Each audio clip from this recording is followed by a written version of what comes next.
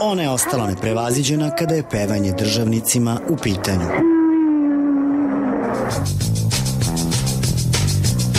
Poslednja u nizu, koja bi da bude kao Marilyn, je Deni Petković. Ne treba 2 puta pogađati kome je posvetila pesmu.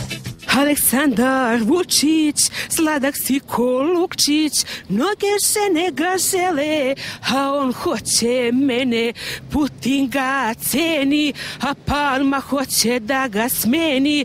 Zorani Mihajlović je noćna mora, jer ga voze u blindirana kola. Ja njega pre svega poštujem, cenim, pratim to što radi, nadam se da će svima nama biti bolje u budućnosti.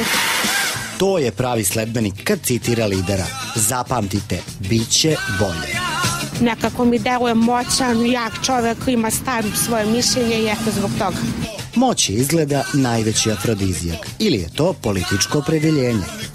Obično pevačice do duše nas spajaju ili sa biznismenima ili sa političarima ili sa sportistima.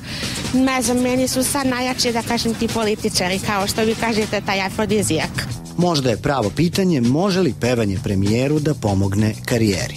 Ima bi bilo da eto budem u toj predizbornoj kampanji, da imam tu reklamu, šta znam, pa i eto ima pesma, neka se peva, što da ne.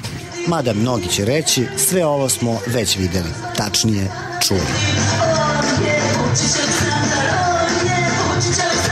Aleksandar Vučić, pametan si čovek, Srbiju nemoj nikada izdaš i da sateraš u spomen.